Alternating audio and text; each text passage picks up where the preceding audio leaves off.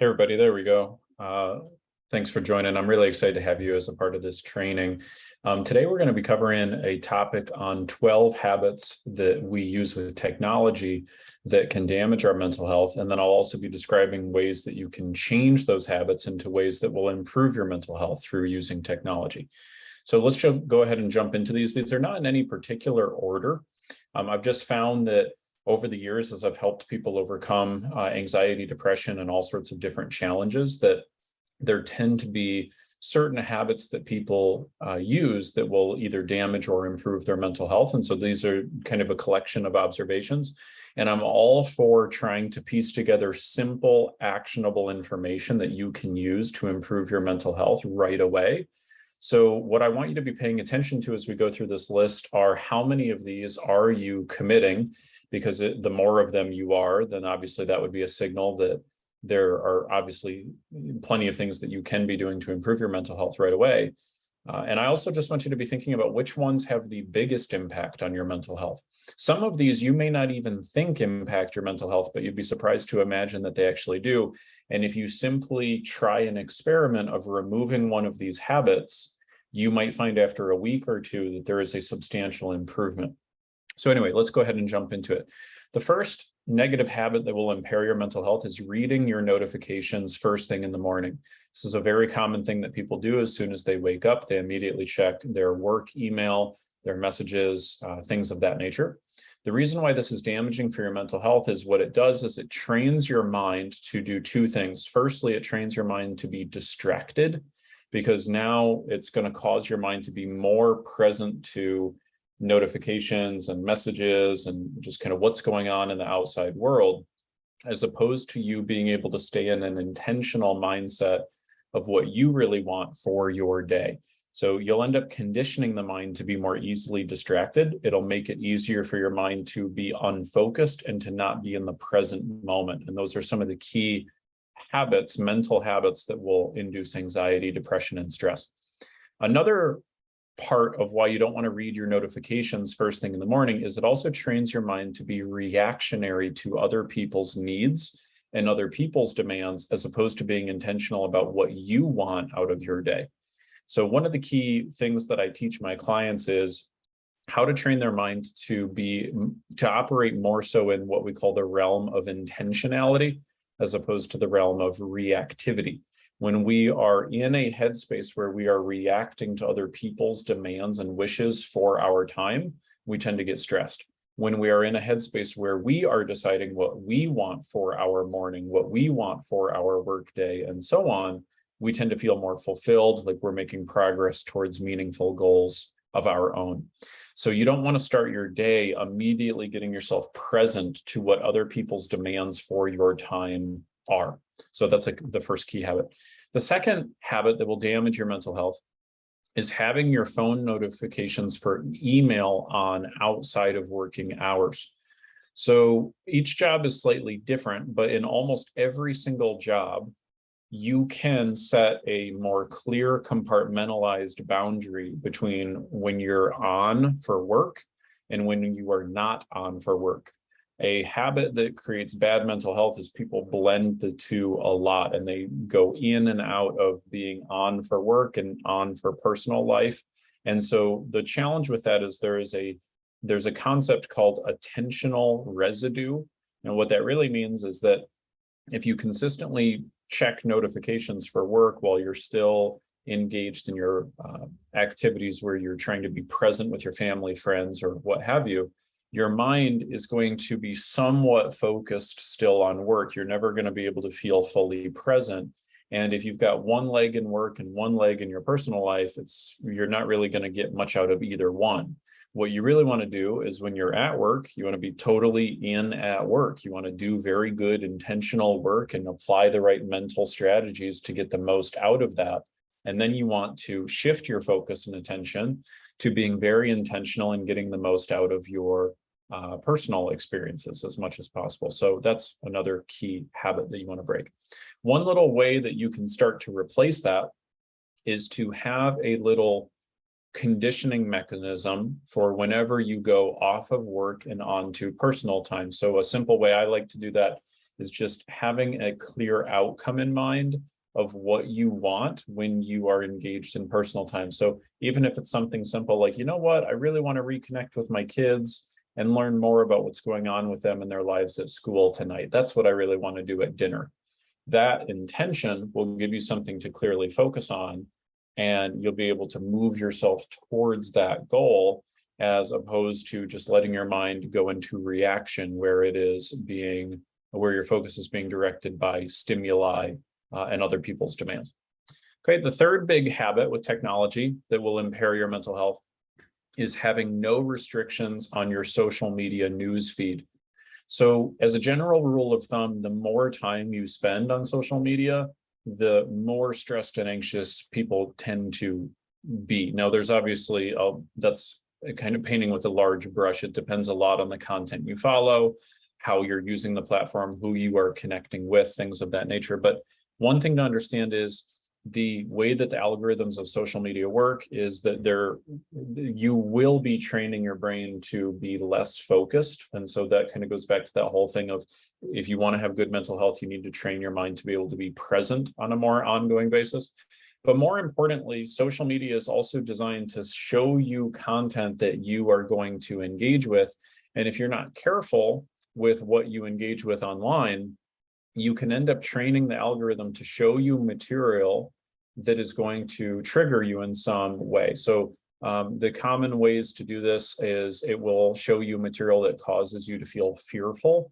So for example, when the whole crisis was going on initially with Russia and Ukraine, there was all of this news that was getting put out on social media, and it was all over everybody's feeds, right, whenever that happened.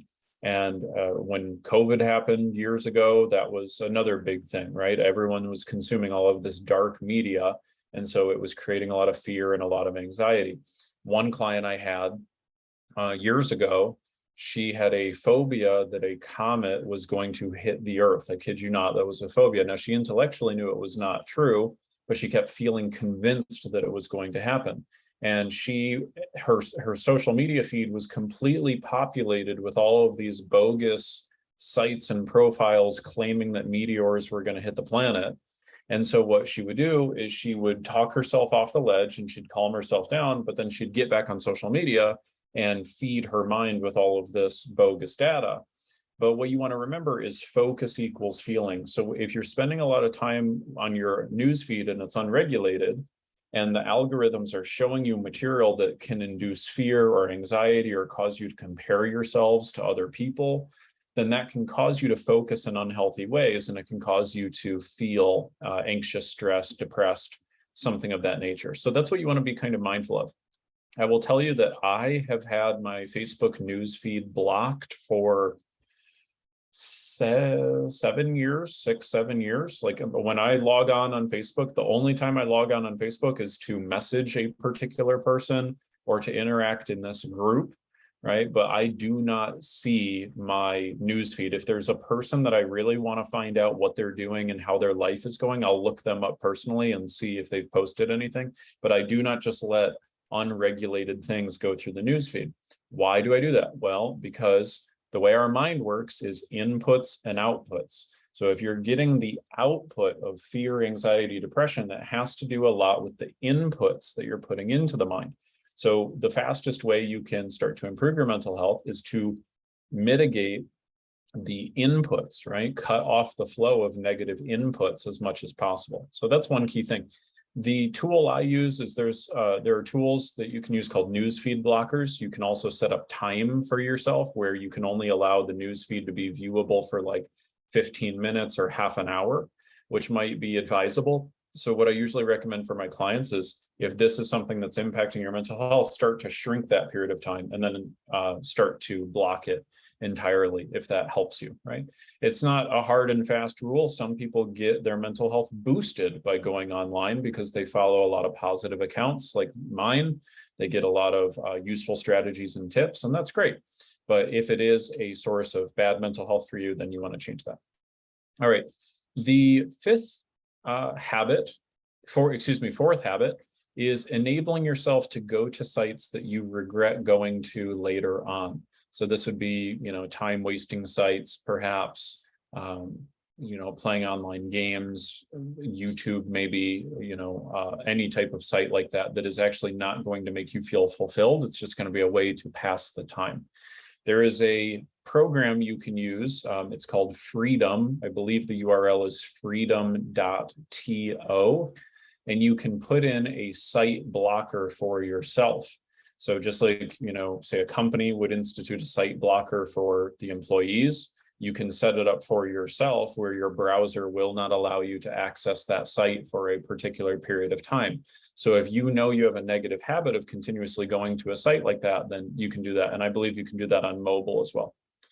All right, number 5 would be responding to emails and messages as quickly as they come in.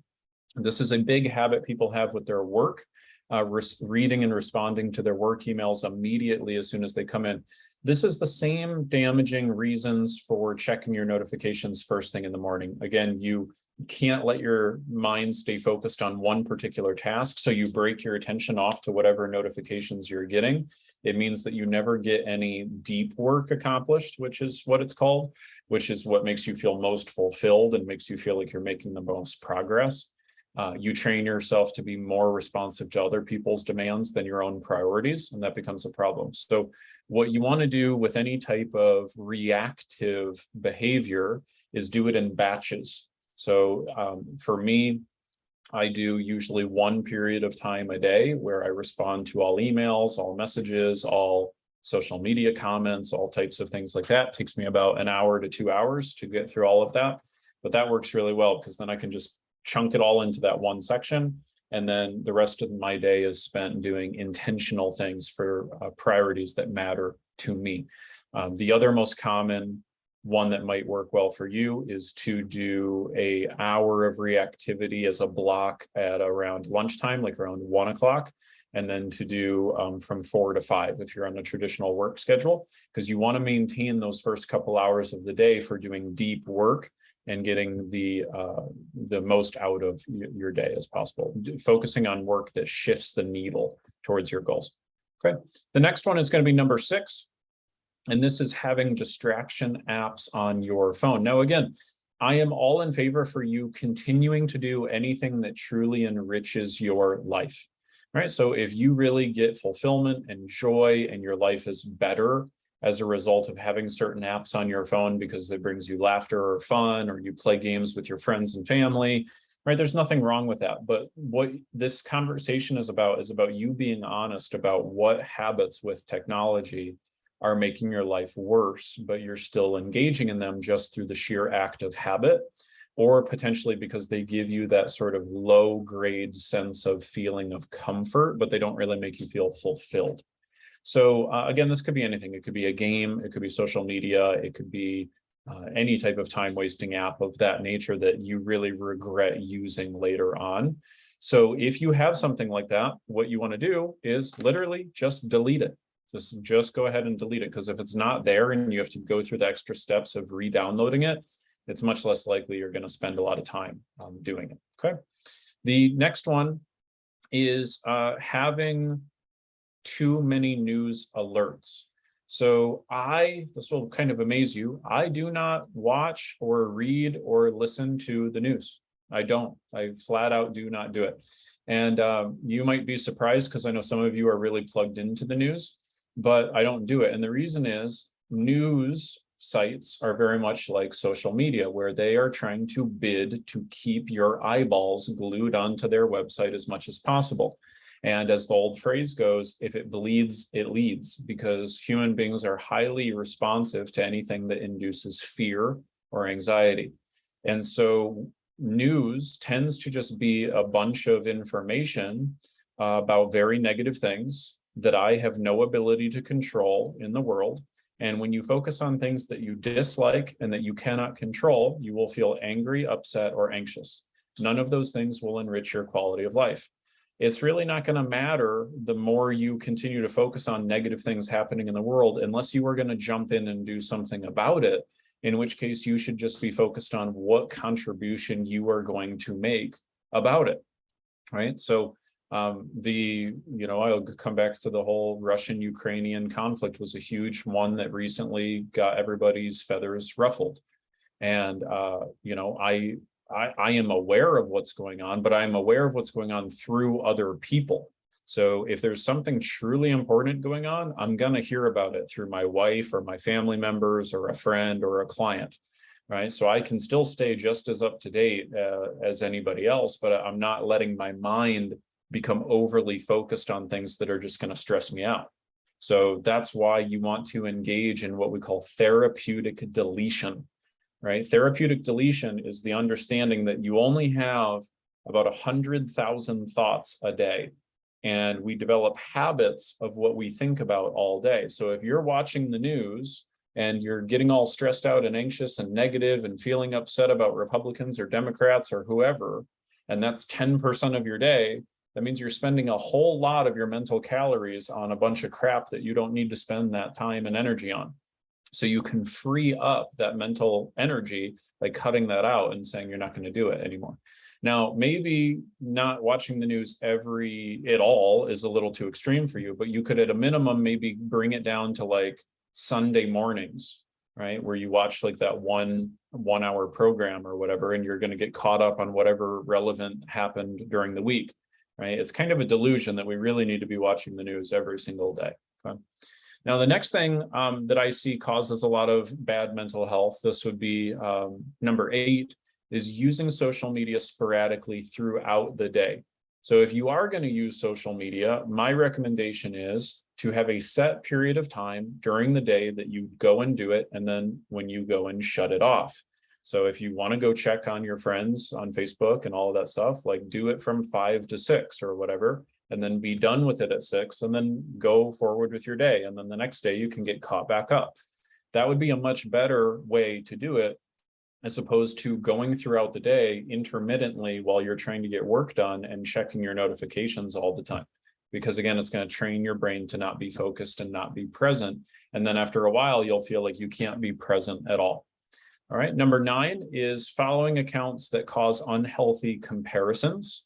Right. So this would be, celebrity accounts, or it could even be friends of yours, right? And they're always posting about how much money they make and what car they drive and whatever it is, right? Something that makes you feel inferior of some nature. I would highly recommend you simply unfollow those. And the thing that you want to keep in mind, right, is some habits that you engage in, they are repetitive and they are habitual, but they add nothing to your quality of life. They only detract from your quality of life. So if you really want to take charge of your mental health, you have to start taking charge of your decisions, right? Making a real decision means to cut off from the other possibility. So when I block my news feed, right, I'm faced with a fork in the road. Do I engage in newsfeed or do I not? So when I cut off newsfeed and I put a blocker there, it cuts off that as a possibility. So I can only go down this other path, which leads to better mental health. When you block a site, when you delete an app, when you do something like that, it makes it much easier for you to follow through. So if you simply unfollow those accounts, or better yet, maybe even block those accounts or something, then you can keep your mind from even being tempted to go and focus there, because every time you go and focus there, it's going to cause you to feel something that might be unhealthy. Okay, next is going to be number 10, which would be having all of your emails go to your inbox with 0 filters at all. Some of you guys do this, and I don't know how in the world you do it. It drives me totally bonkers and crazy. Like the idea that you're going to have thousands and thousands of emails in your inbox that are unprocessed and unread, that tends to create overwhelm, and it tends to create the desire to just ignore that type of thing long term, which cannot be very good. So if you can, what I recommend is filter as many messages as you can. So for example, one of the things I do is I email all of my receipts to myself for my tax purposes. And, but they don't show up in my inbox. I have a filter set up so they automatically are read and they're labeled and they're put in the appropriate folder. So I never get a notification about it.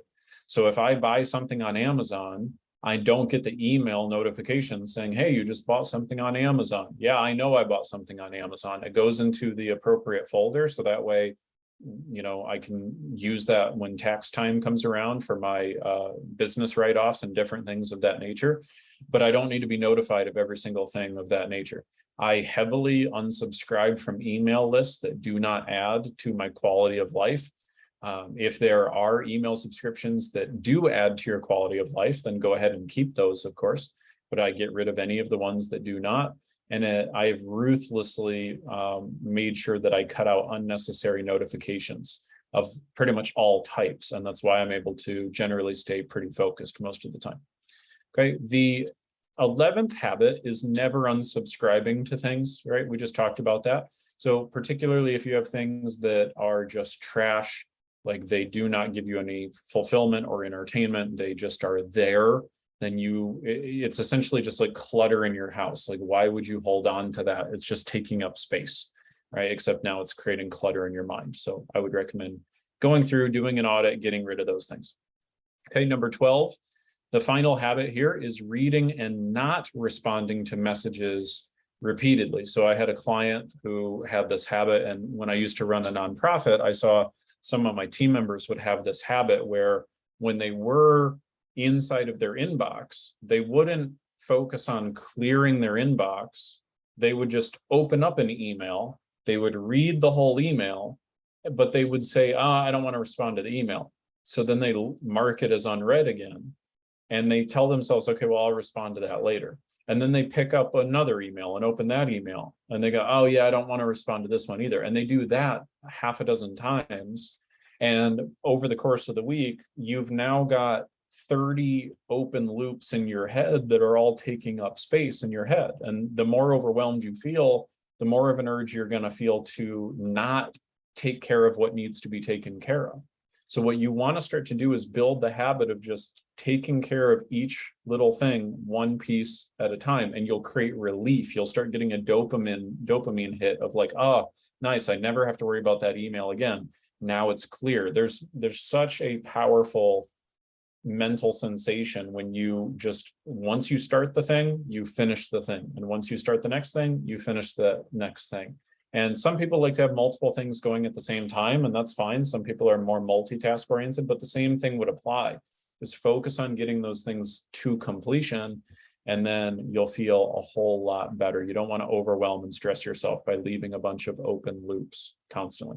Okay, so those are 12 habits. I'm sure there are more, but those are the 12 biggest ones I see with technology that can worsen your mental health.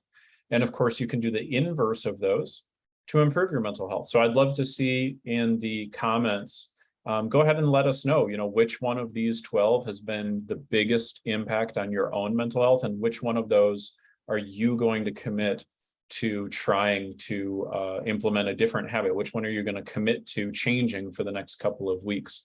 And let's see what kind of an impact that creates for you. So again, if you don't know who I am, my name is Ty Hicks. I was suicidal in my teens. I learned how to train my brain to overcome depression naturally. Depression medications and therapy did not work so great for me, but I learned how to condition my nervous system. And now we help people overcome depression and anxiety usually in about 3 months' time.